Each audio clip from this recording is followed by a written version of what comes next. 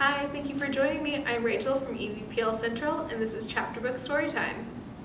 Today we are going to be reading 𝐴 𝑊𝑟𝑖𝑛𝑘𝑙𝑒 in Time by Madeleine L'Engle. In this book we are going to meet Meg and her three siblings and learn about her family and her father who has gone missing, and she's missing him quite a bit, and it's a little bit down on herself in general, and we are going to see what happens with Meg. So if you want to take a second and get all comfy and cozy and ready to listen, we will get started. Alright. Chapter 1. Mrs. What's-It. It was a dark and stormy night.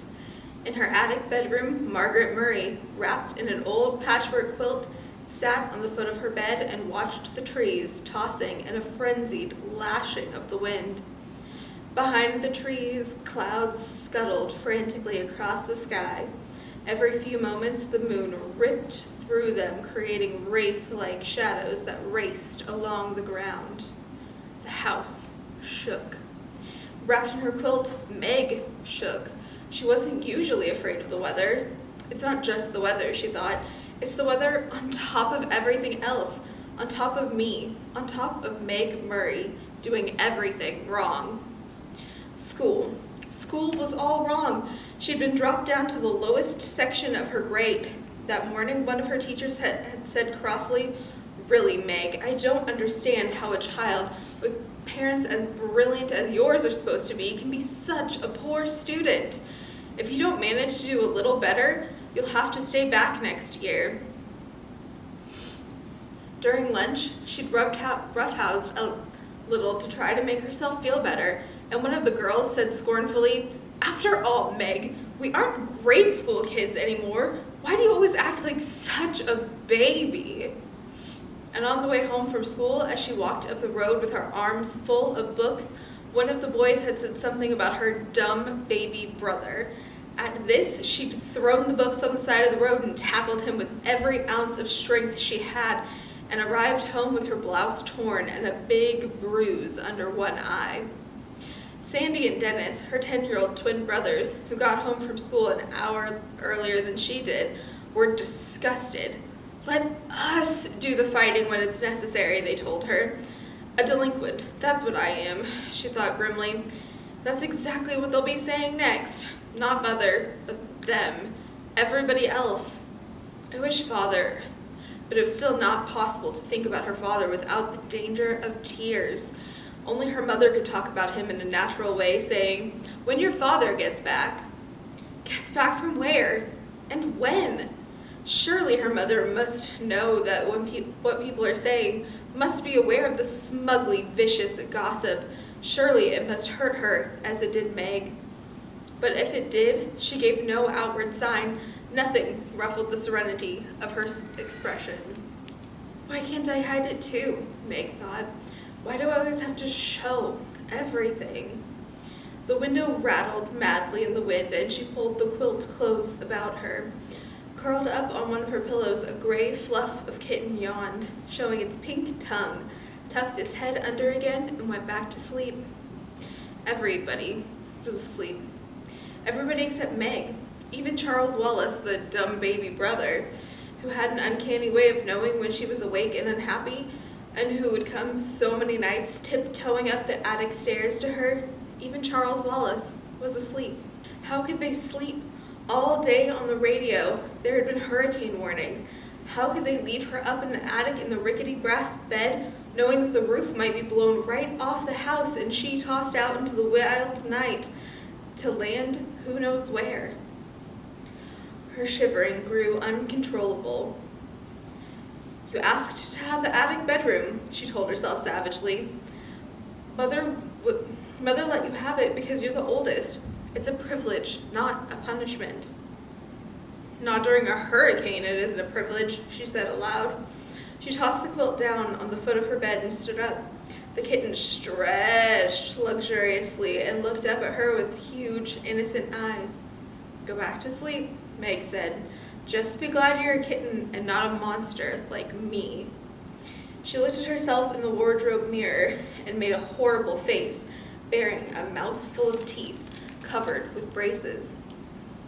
Automatically, she pushed her glasses into position, ran her fingers through her mouse brown hair so that it stood wildly on end, and let out a sigh, almost as noisy as the wind. The wide wooden floorboards were cold against her feet. Wind blew in the crevices about the window frame, in spite of the protection the storm sash was supposed to offer. She could hear wind howling in the chimneys. From all the way downstairs, she could hear Fortinbras, the big black dog, starting to bark. He must be frightened too. What was he barking at? Fortinbras never barked without reason. Suddenly, she remembered that when she had gone to the post office to pick up the mail, she'd heard about a tramp who was supposed to have stolen 12 sheets from Mrs. Buncombe, the constable's wife. They hadn't caught him, and maybe he was heading for the Murray's house right now, isolated on the back road as it was, and this time, maybe, he'd be after more than sheets. May hadn't paid much attention to the talk about the tramp at the time, because the postmistress, with a sugary smile, had asked if she'd heard anything from her father lately. She'd left her little room and made her way through the shadows of the main attic, bumping against the ping-pong table. Now I'll have a bruise on my hip on top of everything else, she thought.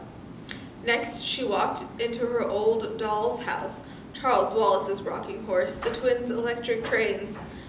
Why must everything happen to me? She demanded of a large teddy bear. At the front of the attic stairs, she stood still and listened. Not a sound from Charles Wallace's room on the right. On the left, in her parents' room, not a rustle from her mother sleeping alone in the great double bed.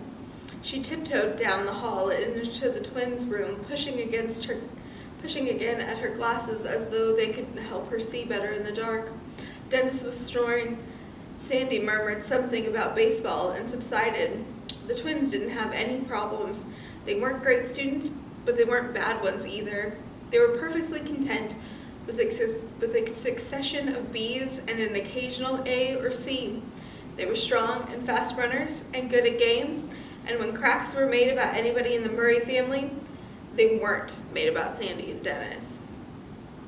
She left the twins' room and went on downstairs, avoiding the creaking seventh step. Fortinbras had stopped barking. It wasn't the tramp this time, then. Fort would go on barking if anybody was around. But suppose the tramp does come. Suppose he has a knife. Nobody lives near enough to hear if we screamed and screamed and screamed.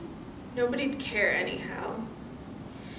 I'll make myself some cocoa, she decided. That'll cheer me up, and if the roof blows off, at least I won't go with it. In the kitchen, a light was already on, and Charles Wallace was sitting at the table drinking milk and eating bread and jam. He looked very small and vulnerable, sitting there alone in the dark in a big, old-fashioned kitchen, a blond little boy in faded blue Dr. Denton's, his feet swinging a good 6 inches above the floor. "Hi," he said cheerfully. "I've been waiting for you."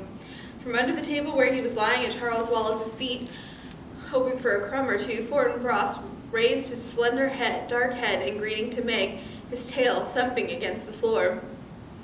Fortinbras had arrived at their doorstep, a half-grown puppy, scrawny and abandoned one winter night. He was, Meg's father had decided, part Llewellyn setter and part greyhound, and he had a slender, dark beauty that was all his own. "Why didn't you come up to the attic?" Meg asked her brother, speaking as though he were at least her own age. "I've been scared stiff." "Too windy up in that attic of yours," the little boy said. "I knew you'd be down. I put some milk on the stove for you. It ought to be hot by now." How did Charles Wallace always know about her? How could he always tell?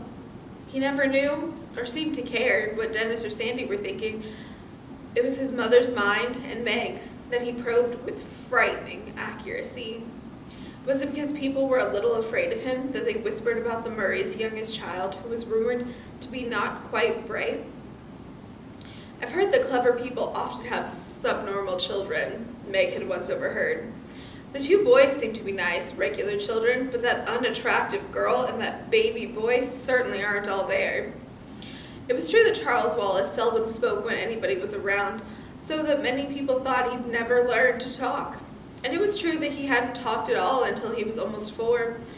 Meg would turn white with fury when people looked at him and clucked, shaking their heads sadly. "Don't worry about Charles Wallace, Meg," her father had once told her. Meg remembered it very clearly because it was shortly before he went away. There was nothing the matter with his mind. He just did things in his own way, in his own time. "I just don't want him to grow up to be dumb like me," Meg had said. "Oh, my darling, you're not dumb," her father answered. "You're like Charles Wallace. Your development has to go at its own pace. It just doesn't happen to be the usual pace." "How do you know?" Meg had demanded. "How do you know I'm not dumb? Isn't it just because you love me?" "I love you, but that's not what tells me. Mother and I have given you a number of tests, you know." Yes, that was true. Meg had realized some of the games her parents had played with her were tests of some kind, and that there had been more for her and Charles Wallace than for the twins. "IQ tests, you mean?" "Yes, some of them." "Is my IQ okay?" "More than okay." "What is it?"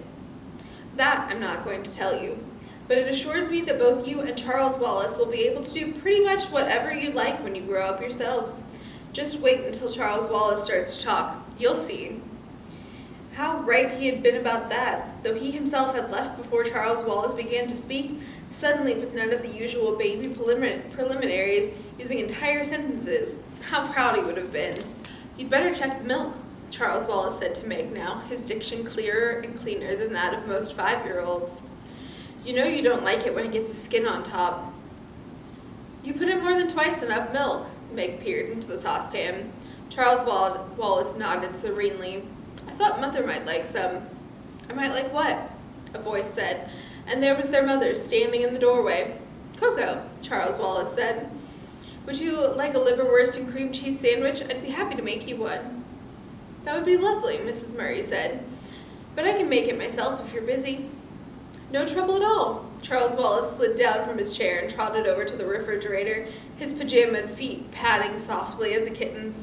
"How about you, Meg?" he asked. "Sandwich?" "Yes, please," she said, "but not liverwurst. Do we have any tomatoes?" Charles Wallace peered into the crisper. "One. All right if I use it for Meg, Mother." "To what better use could it be put?" Mrs. Murry smiled. "But not so loud, please, Charles. That is, unless you want the twins downstairs, too." "Let's be exclusive," Charles Wallace said. "That's my new word for the day. Impressive, isn't it?" "Prodigious," Mrs. Murry said. "Meg, come let me look at that bruise." Meg knelt at her mother's feet. The warmth and light of the kitchen had relaxed her so that the attic fears were gone. The cocoa steamed fragrantly in the saucepan, geraniums bloomed on the windowsills, and there was a bouquet of tiny yellow chrysanthemums in the center of the table. The curtains, red with a white and green geometrical pattern, were drawn and seemed to reflect the cheerfulness throughout the room. The furnace purred like a great sleepy animal. The lights glowed with steady radiance. Outside, alone in the dark, the wind still battered against the house, but the angry power that had frightened Meg while she was alone in the attic was subdued by a familiar comfort of the kitchen. Underneath Mrs. Murry's chair, Fortinbras let out a contented sigh. Mrs. Murry gently touched Meg's bruised cheek. Meg looked up at her mother, half in loving admiration, half in sullen resentment. It was not an advantage to have a mother who was a scientist and a beauty as well. Mrs. Murry's flaming red hair, creamy skin, and violet eyes with long, dark lashes seemed even more spectacular in comparison with Meg's outrageous plainness. Meg's hair had been passable as long as she wore it tidily in braids. When she went into high school, it was cut, and now she and her mother struggled with putting it up. But one side would come out curly and the other straight, so that she looked even plainer than before. "You don't know the meaning of moderation, do you, my darling?" Mrs. Murry asked. "A happy medium is something I wonder if you'll ever learn." "That's a nasty bruise the Henderson boy gave you. By the way, shortly after you'd gone to bed, his mother called up to complain about how badly you'd hurt him. I told her that since he's a year older and at least 25 pounds heavier than you are, I thought I was the one who ought to be doing the complaining, but she seemed to think it was all your fault." "I suppose that depends on how you look at it," Meg said. "Usually, no matter what happens, people think it's my fault, even if I have nothing to do with it at all.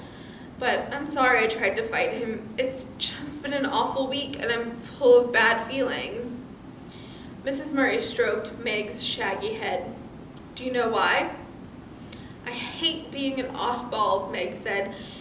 It's hard on Sandy and Dennis, too. I don't know if they really like everybody else, or if they're just able to pretend they are.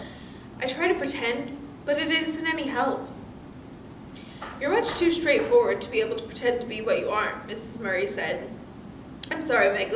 Maybe if Father were here, he could help you, but I don't think I can do anything till you've managed to plow through some more time. Then things will be easier for you. But that isn't much help right now, is it? Maybe if I weren't so repulsive looking, maybe if I were pretty like you. Mother's not a bit pretty. She's beautiful, Charles Wallace announced, slicing liverwurst. Therefore, I bet she was awful at your age. How right you are, Mrs. Murry said. Just give yourself time, Meg. Lettuce on your sandwich, Mother? Charles Wallace asked. No, thanks. He cut the sandwich into sections, put it on a plate, and set it in front of his mother. Yours will be along in just a minute, Meg. I think I'll talk to Mrs. Whatsit about you. Who's Mrs. Whatsit? Meg asked. I think I want it to be exclusive about her for a while, Charles Wallace said. Onion salt? Yes, please. What's Mrs. Whatsit stand for? Mrs. Murry asked. That's her name, Charles Wallace answered. You know the old shingled house back in the woods that the kids won't go near because they say it's haunted? That's where they live. They? Mrs. Whatsit and her two friends. I was out with Fortinbras a couple days ago. You and the twins were at school, Meg. We liked to walk in the woods, and suddenly he took off after a squirrel, and I took off after him, and we ended up by the haunted house. So I met them by accident, as you might say. But nobody lives there, Meg said. Mrs. Whatsit and her friends do. They're very enjoyable. Why didn't you tell me about it before? Mrs. Murry asked. And you know you're not supposed to go off our property without permission, Charles. I know, Charles said. And that's one reason I didn't tell you. I just rushed off after Fortinbras without thinking about it, and then I decided, well, I'd better save them for an emergency anyhow. A fresh gust of wind took the house and shook it, and suddenly the rain began to lash against the windows. I don't think I like this wind, Meg said nervously. We'll lose some shingles off the roof, that's for certain, Mrs. Murry said. But this house has stood up for almost 200 years, and I think it will last a little longer, Meg. There's been many a high wind up on this hill. But this is a hurricane, Meg wailed. The radio keeps saying it was a hurricane. It's October, Mrs. Murry told her. There have been storms in October before. As Charles Wallace gave Meg her sandwich, Fortinbras came out from under the table. He gave a long, low growl, and they could see the dark fur slowly rising on his back. Meg felt her own skin prickle. What's wrong? She asked anxiously. Fortinbras stared at the door that opened into Mrs. Murry's laboratory, which was in the old stone dairy right off the kitchen. Beyond the lab, a pantry led outdoors, though Mrs. Murry had done her best to train the family to come into the house through the garage door or the front door and not through her lab. But it was the lab door and not the garage door toward which Fortinbras was growling. You didn't leave any nasty-smelling chemicals cooking over a Bunsen burner, did you, Mother? Charles Wallace asked. Mrs. Murry stood up. No. But I think I'd better go see what's upsetting Fort anyhow. It's the tramp. I'm sure it's the tramp, Meg said nervously. What tramp? Charles Wallace asked. They were saying at the post office this afternoon that a tramp stole all of Mrs. Buncombe's sheets. We'd better sit on the pillowcases then, Mrs. Murry said lightly. I don't think even a tramp would be out at a night like this, Meg. But that's probably why he is out, Meg wailed, trying to find a place not to be out. In which case, I'll offer him the barn till morning. Mrs. Murry went briskly to the door. I'll go with you. Meg's voice was shrill. No, Meg, you stay with Charles and eat your sandwich. Eat? Meg exclaimed, as Mrs. Murry went through the lab door. How does she expect me to eat? Mother can take care of herself, Charles said. Physically, that is. But he sat in his father's chair at the table, and his legs kicked at the rungs, and Charles Wallace, unlike most small children, had the ability to sit still. After a few moments that seemed like forever to Meg, Mrs. Murry came back, holding the door open for, was it the tramp? It seemed small for Meg's idea of a tramp. The age or sex was impossible to tell, for it was completely bundled up in clothes. Several scarves of assorted colors were tied about the head, and a man's felt hat perched atop. A shocking pink stole was knotted about the rough overcoat. Black rubber boots covered the feet. "Mrs. What's-it?" Charles said suspiciously. "What are you doing here at this time of night, too?" "Now don't you be worried, my honey," a voice emerged from among the turned-up coat collar, stole, scarves, and hat, a voice like an unoiled gate, somehow not unpleasant. "Mrs. What's-it says she lost her way," Mrs. Murry said. "Would you care for some hot chocolate, Mrs. What's-it?" "Charmed, I'm sure," Mrs. What's-it answered, taking off her hat and stole. "It isn't so much that I lost my way as that I got blown off course, and when I realized that I was at little Charles Wallace's house, I thought I'd just come in and rest a bit before proceeding on my way." "How did you know this was Charles Wallace's house?" Meg asked. "By the smell." Mrs. What's-it untied a blue and green paisley scarf, a red and yellow flower print, a gold liberty print, a red and black bandana. Under all this sparse quantity of grayish hair was tied in a small but tidy top knot on top of her head. Her eyes were bright, her nose a round, soft blob, her mouth puckered like an autumn apple. "My, but it's lovely and warm in here," she said. "Do sit down," Mrs. Murry indicated a chair. "Would you like a sandwich, Mrs. What's-it? I've had liverwurst and cream cheese. Charles has had bread and jam, and Meg lettuce and tomato." "Now let me see," Mrs. What's-it pondered. "I'm passionately fond of Russian caviar." "You peaked!" Charles cried indignantly. "We're saving that for Mother's birthday, and you can't have any." Mrs. What's-it gave a deep and pathetic sigh. "No," Charles said. "Now you mustn't give in to her, Mother, or I shall be very angry. How about a tuna fish salad?" "All right," Mrs. What's-it said meekly. "I'll fix it," Meg offered, going to the pantry for a can of tuna fish. For crying out loud, she thought, this old woman's come barging in on us in the middle of the night, and Mother takes it as though there weren't anything peculiar about it at all. I'll bet she is the tramp. I'll bet she did steal those sheets, and she's certainly no one Charles Wallace ought to be friends with, especially when he won't even talk to ordinary people." "I've only been in the neighborhood a short time," Mrs. What's-it said, as Meg switched off the pantry light and came back into the kitchen with the tuna fish, "and I didn't think I was going to like the neighbors at all until dear little Charles came over with his dog." "Mrs. What's-it," Charles Wallace demanded severely, "why did you take Mrs. Buncombe's sheets?" "Well, I needed them, Charles, dear." "You must return them at once." "But, Charles, dear, I can't. I've used them." "It was very wrong of you," Charles Wallace scolded. "If you needed sheets that badly, you should have asked me." Mrs. What's-it shook her head and clucked. "We can't spare any sheets. Mrs. Buncombe can." Meg cut up some celery and mixed it in with the tuna. After a moment's hesitation, she opened the refrigerator door and brought out a jar of little sweet pickles. "Though why I'm doing it for her, I don't know," she thought as she cut them up. "I don't trust her one bit." "Tell your sister I'm all right," Mrs. What's-it said to Charles. "Tell her my intentions are good." "The road to hell is paved with good intentions," Charles intoned. "My, but isn't he cunning?" Mrs. What's-it beamed at him fondly. "It's lucky he has someone to understand him." "But I'm afraid he doesn't," Mrs. Murry said. "None of us are quite up to Charles Wallace."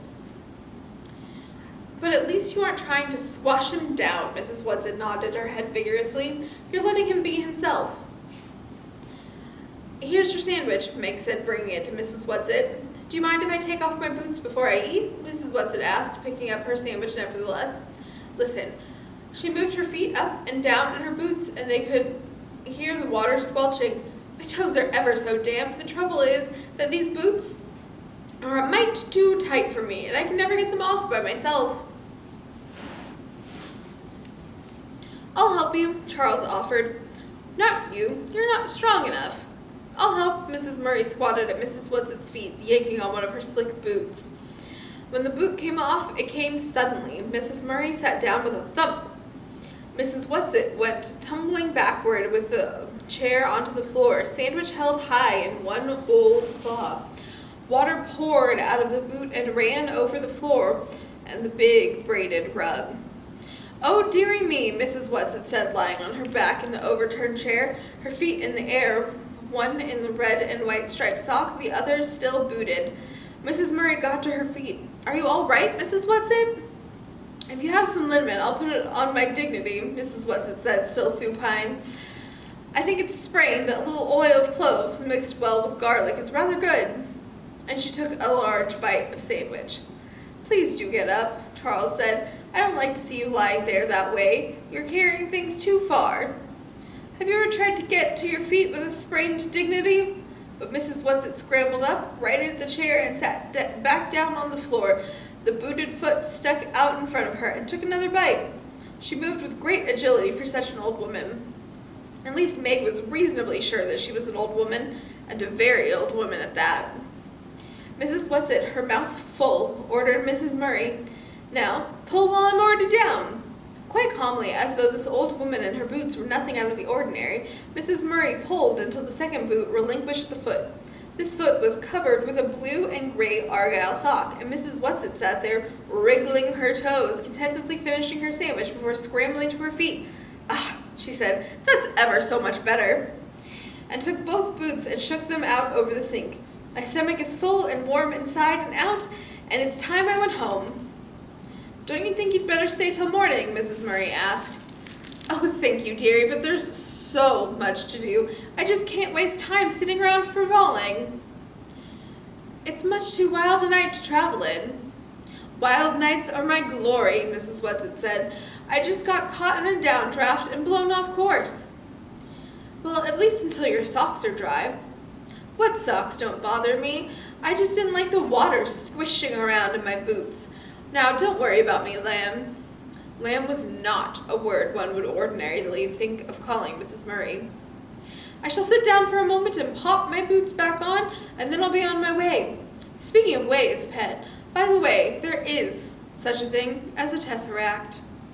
Mrs. Murry went very white, and with one hand reached backward and clutched at the chair for support, her voice trembling.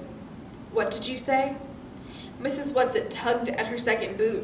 "I said," she grunted, shoving her foot down in, "that there is, shove, such a thing, shove, as a tesseract." Her foot went down into the boot, and grabbing shawls, scarves, and hat, she hustled out the door. Mrs. Murry stayed very still, making no move to help the old woman. As the door opened, Fortinbras streaked in, panting, wet, and shiny as a seal. He looked at Mrs. Murry and whined. The door slammed. "Mother, what's the matter?" Meg cried. "What did she say? What is that?" "The tesseract," Mrs. Murry whispered. What did she mean? How could she have known? All right, that is all we have time for. If you want to continue reading A Wrinkle in Time and find out what happens with Meg and Charles Wallace, and maybe find out what happened to their father and learn what a tesseract is, you can keep going. You want to start with Chapter 2, which is called Mrs. Who. And if you can't come in to grab a physical copy, it is also available as an ebook and e-audiobook on the Libby app. All right, I will see you all next time. Thank you for joining me. Bye.